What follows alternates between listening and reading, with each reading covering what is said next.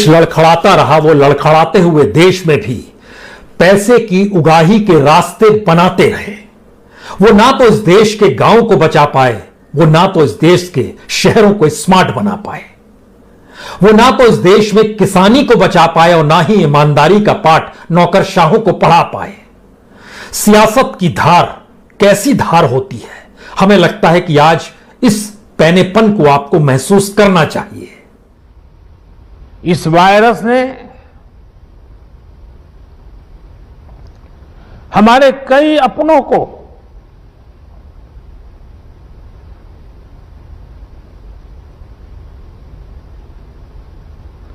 हमसे छीना है।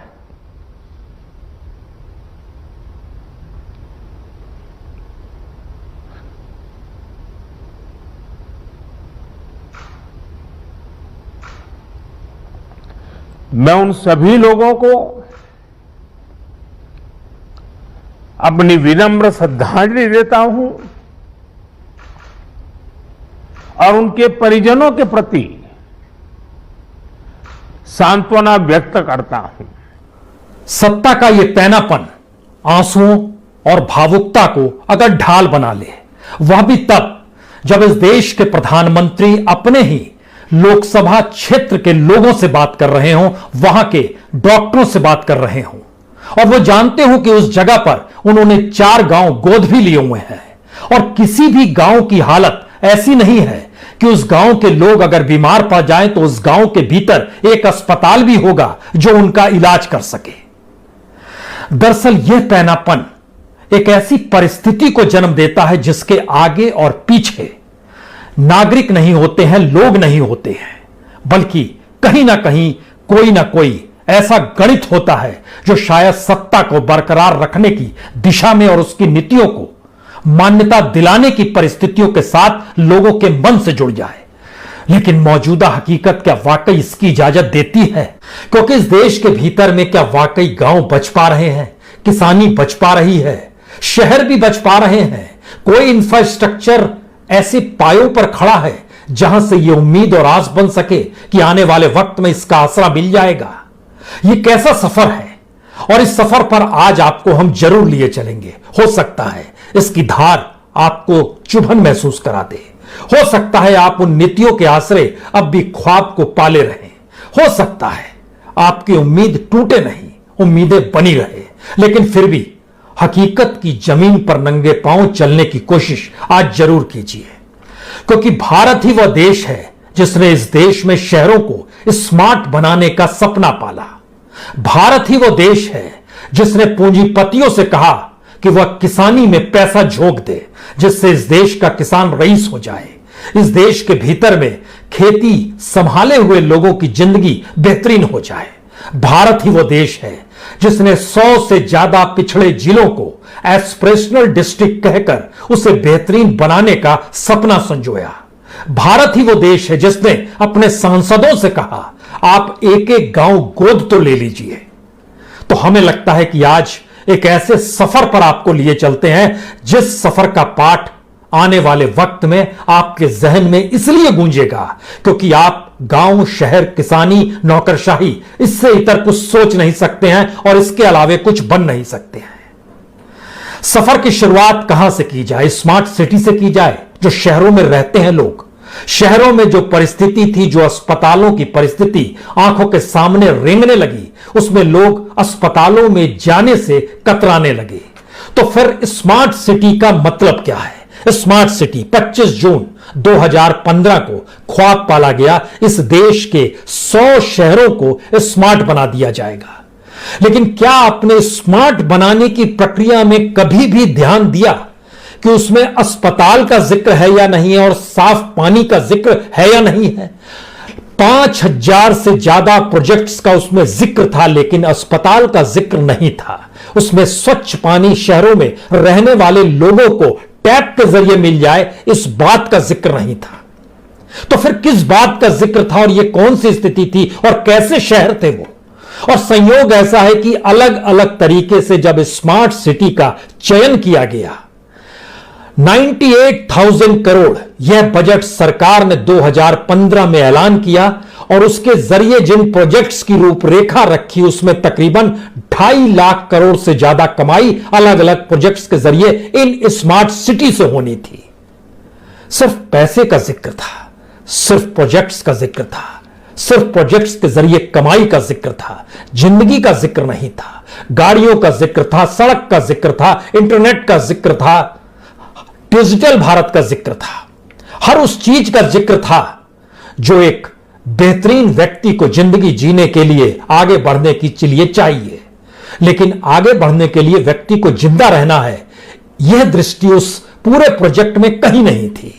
और जब हम आपसे इस बात का जिक्र कर रहे हैं तो इसमें 58,000 करोड़ में 48,000 करोड़ रुपए सीधे सीधे स्मार्ट सिटी मिशन के दायरे में रखे गए।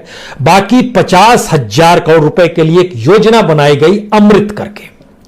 अमृत यानी Atal mission for rejuvenation and urban transformation, यानी शहर में रहने वाले लोगों को और बेहतरीन जिंदगी कैसे किस रूप में मिलेगी, इस दिशा में चीजें आगे बढ़ाई गई।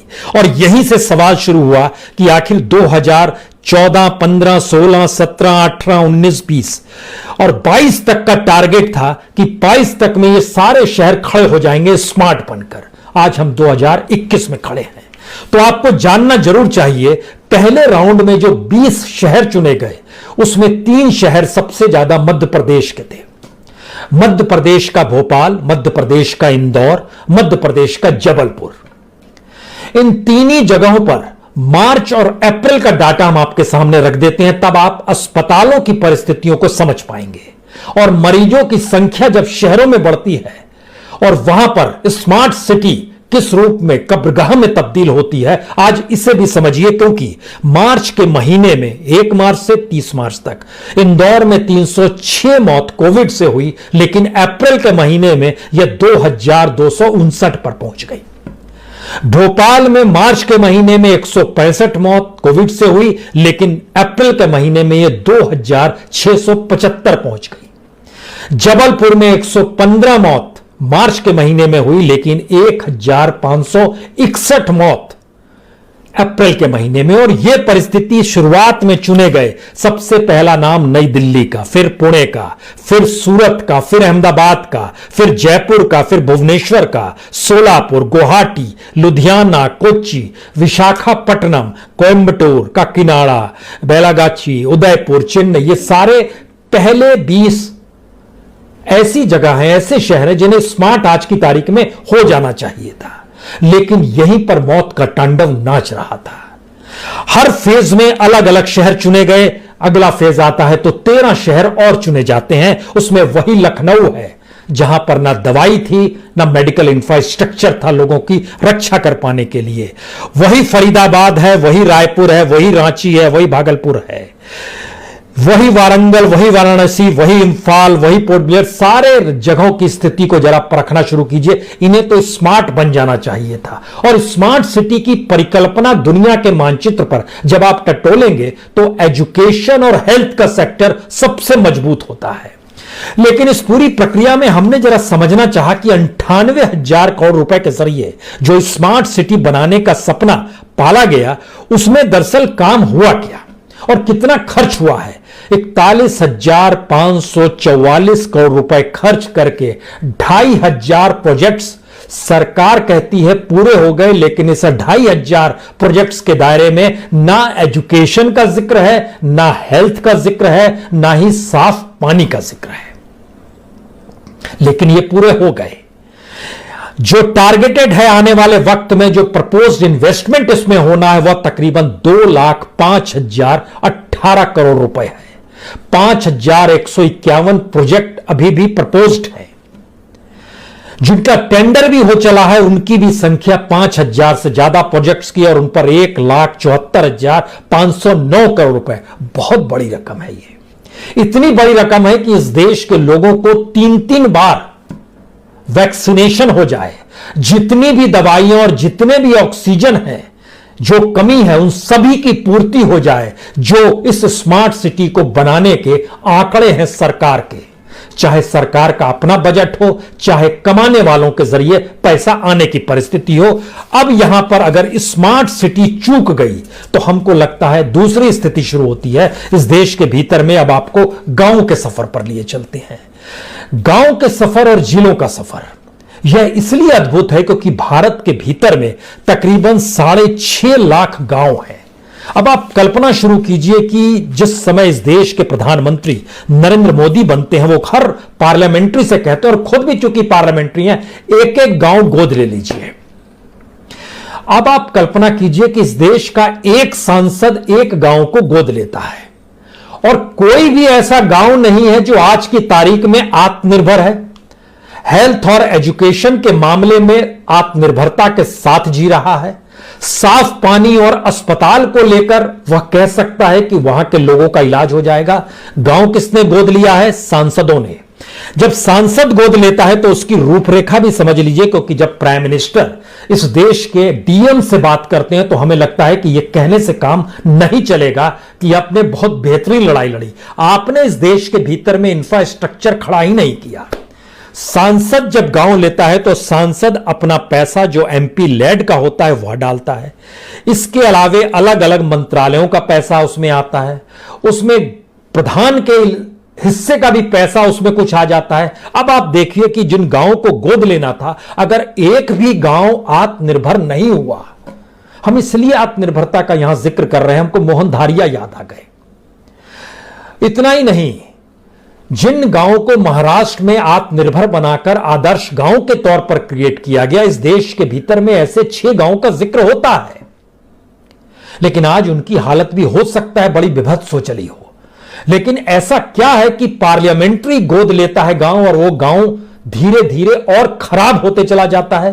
पहले तो यह भी जान लीजिए कि कितने सांसदों ने 3 फेज में गांव को गोद लेना था। चौथा फेज 2019 के बाद से शुरू होना था, महामारी आ गई, किसी ने गोद नहीं लिया। चलिए 2014 11 अक्टूबर जेपी के जन्मदिन का यह दिन है। मोहन धारिया जेपी के साथ भी काम कर चुके थे, और जेपी के साथ काम करने वाले लोग जानते थे कि गांव ही भारत की कहीं ना कहीं नब्ज है। महात्मा गांधी से सबने सीखा था भारत क्यों गांव का देश है, और गांव ही देश को कैसे बचा पाएगा। लेकिन उन गांव को आज पार्लियामेंट्रीज ने जो गोद लिया, उसके दायरे से हम शुरू करते हैं। सांसद का काम होता है गांव को गोद ले, प्लानिंग करे, उसके फाउंडेशन स्टोन को रखे, उसकी मॉनिटरिंग करना शुरू करे। उसके दूसरे लेवल पर आता है जो ग्रामीण विकास मंत्रालय है, उसके सेक्रेटरी का यह काम होता है कि वो सहयोग का एक रास्ता बनाए, कोई मुश्किल सामने आए तो उसे हटा डाले। उसके बाद जो स्टेट के चीफ सेक्रेटरी होते हैं, राज्य के मुख्य सचिव, उनका काम होता है कि स्कीम के अनुकूल रास्ता बनाए, जो कि पार्लियामेंट्री ने सोचा है, सांसद महोदय ने सोचा है, और राज्य के जरिए जो भी मुश्किल है उस मुश्किल हालात को खत्म करे। उसके बाद डिस्ट्रिक्ट मजिस्ट्रेट का काम आता है कि वह सर्वे करे, विकास के प्लान को परखे, और पैसे की कमी ना होने दे, और हर महीने रिव्यू करे। और उसके बाद आता है ग्राम पंचायत का काम कि गांव की जरूरत के हिसाब से सहयोग दे, इस स्कीम को पूरा करे।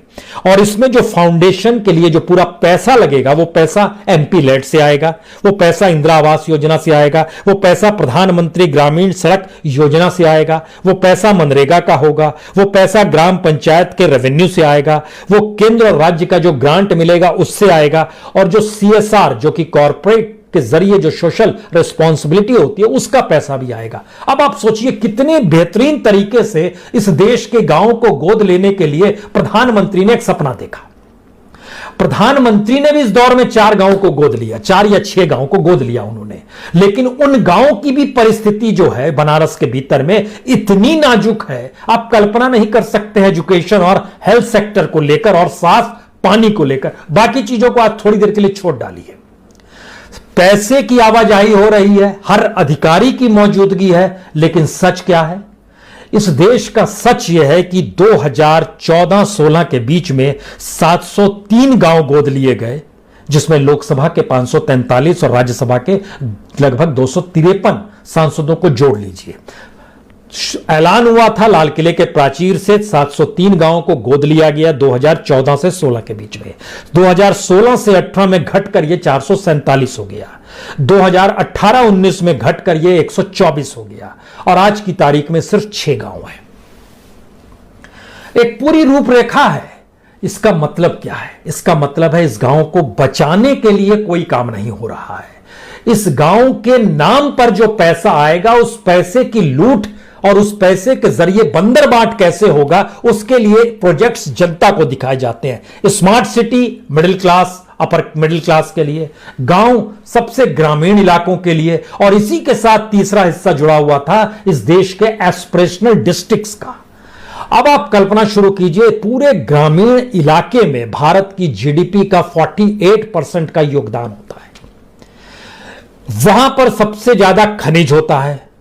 खनिज की लूट और खनिजों को लेकर देश के टॉप 10 इंडस्ट्रियलिस्टों की इंडस्ट्री उन्हीं इलाकों में चलती है जो सबसे पिछड़े हुए हैं।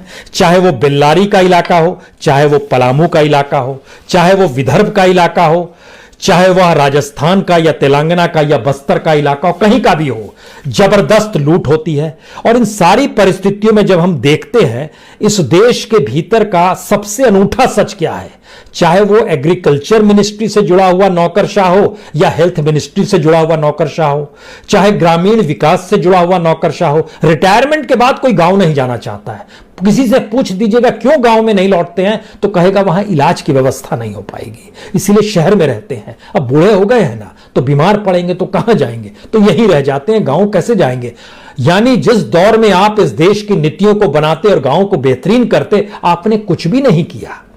और अब जब रिटायर हो गए तो उसी शहर में रहना चाहते हैं जिस शहर ने पहली बार जतला दिया कि वह भी अंदर से कितना खोखला है, क्योंकि उस शहर को भी लूटा गया। एक तरफ खनिज संसाधनों की लूट थी, दूसरी तरफ ग्रामीण हिस्से में जो भी पूंजी आती उसकी लूट थी। होते होते यह शहर और स्मार्ट सिटी तक पहुंच गया, क्योंकि जिन एस्पिरेशनल डिस्ट्रिक्ट का जिक्र हम आपसे करने वाले हैं वह 115 एस्पिरेशनल डिस्ट्रिक्ट का जिक्र जनवरी 2018 में प्रधानमंत्री ने ही किया।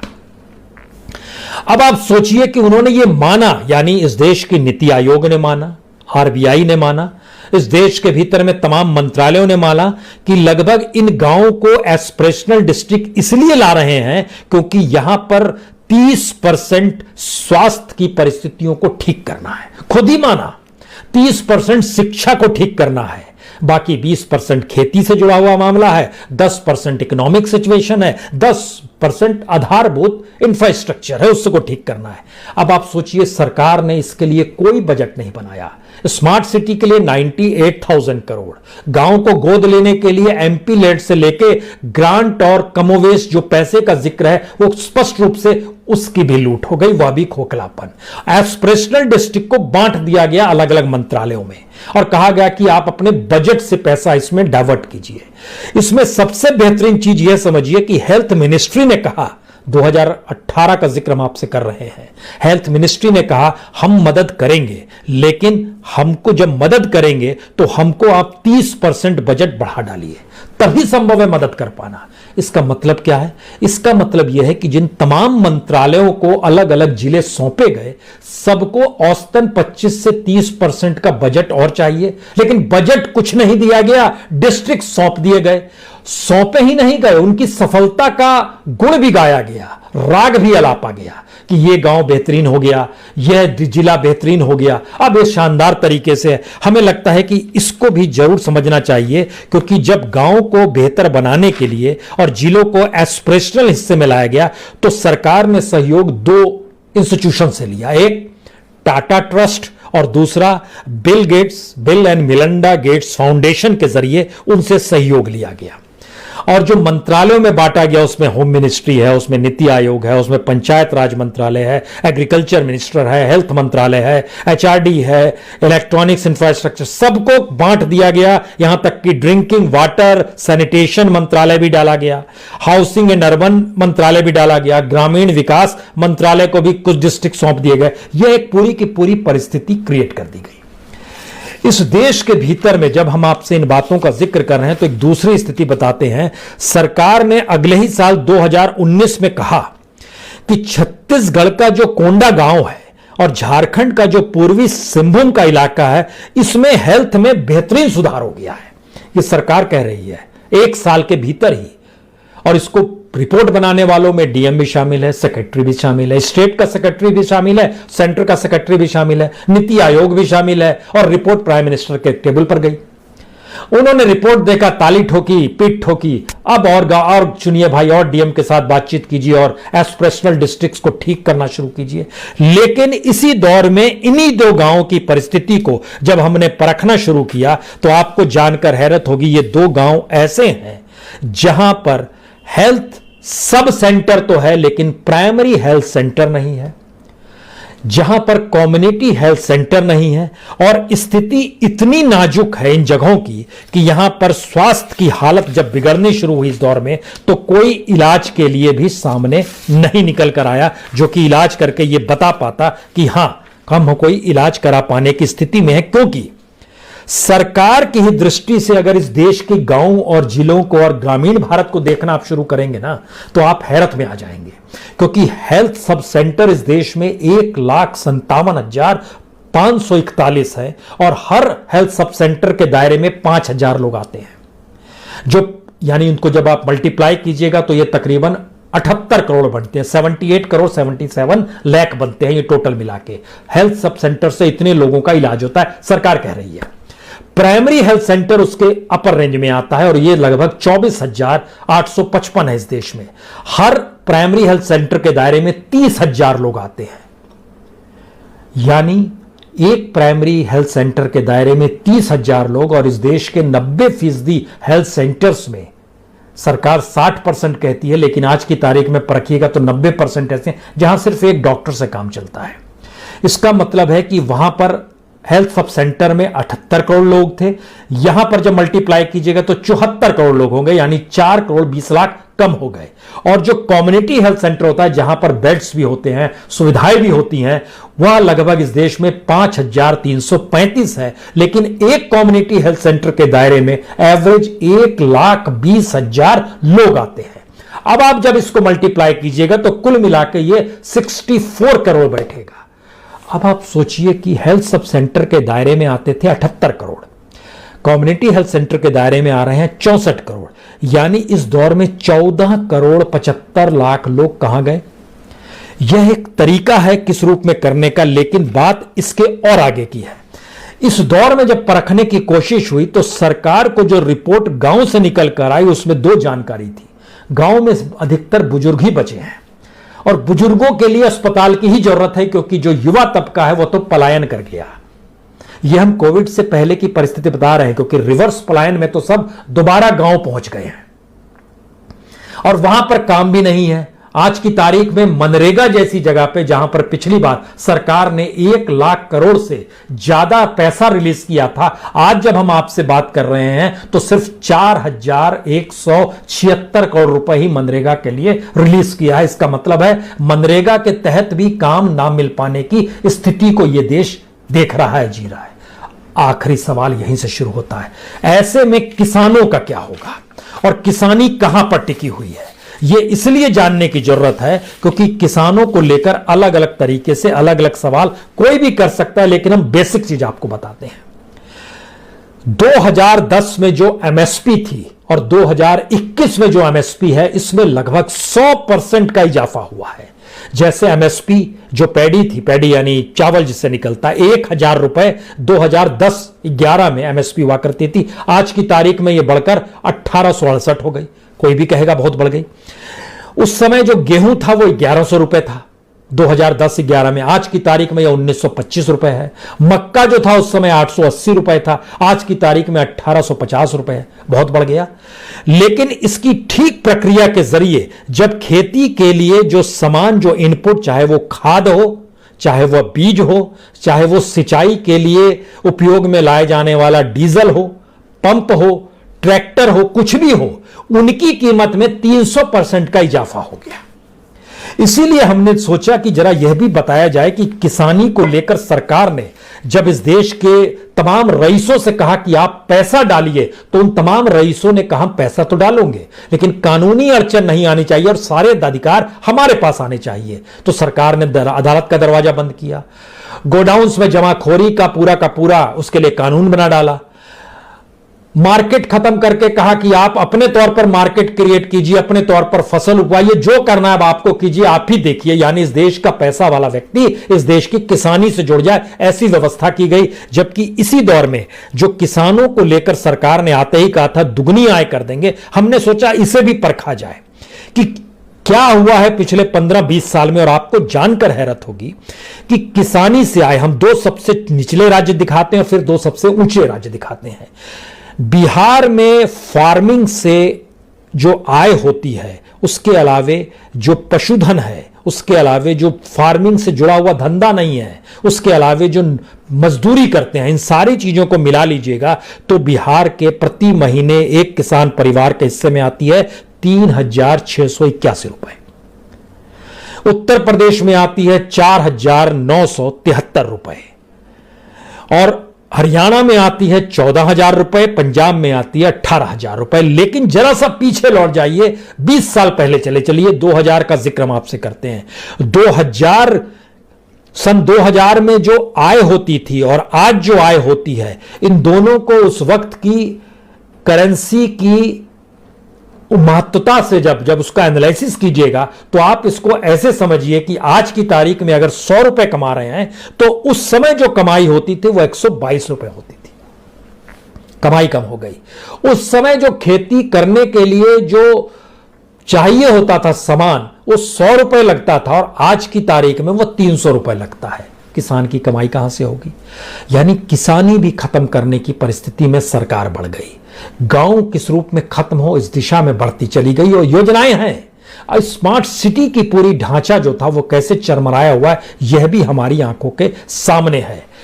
तो ऐसे में आखिरी सवाल, जब इस देश के भीतर में न गांव बच पा रहे हैं, न किसानी बच पा रही है, न शहर बच पा रहे हैं, न शहर का इंफ्रास्ट्रक्चर बच पा रहा है, बच रहा है वही शख्स जिसके पास पैसा, पूंजी और वह इंफ्रास्ट्रक्चर अपने पैसों से बना पाने की परिस्थितियों के साथ जी रहा होगा। जब मौका मिले तो देश छोड़ दे, और जब मौका ना मिले तो इस देश के तमाम बड़े 5 सितारा अस्पताल हो या फिर डिब्बा बंद पानी हो, उसके जरिए या फिर अंतर्राष्ट्रीय यूनिवर्सिटी में बच्चों को भेज दे, या फिर ऐसी प्राइवेट यूनिवर्सिटी में जिसमें से खूब पैसा डालने पर वहां पर पढ़ाई हो जाए और इंटरनेशनली वहां पर रिप्यूटेड प्रोफेसर्स लेक्चर आने लगे। एक ऐसा ढांचा इस पूरे सिस्टम में खड़ा किया गया जिसमें भारत कहां पर है ये खोजिएगा तो नहीं मिलेगा, क्योंकि इस सरकार को पैसा चाहिए।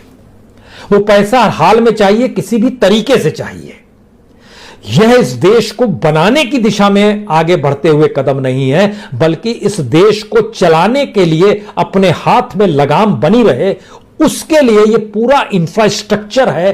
वो सांसदों को गांव गोद लेना हो, एस्पिरेशनल डिस्ट्रिक्ट हो, स्मार्ट सिटी हो, या फिर एग्रीकल्चर रिफॉर्म के नाम पर किसानी खत्म करने की परिस्थिति हो। सोचिए जरूर, क्योंकि सरकार के 7 साल 4 दिन बाद ही, 5 दिन बाद ही पूरे होने वाले हैं।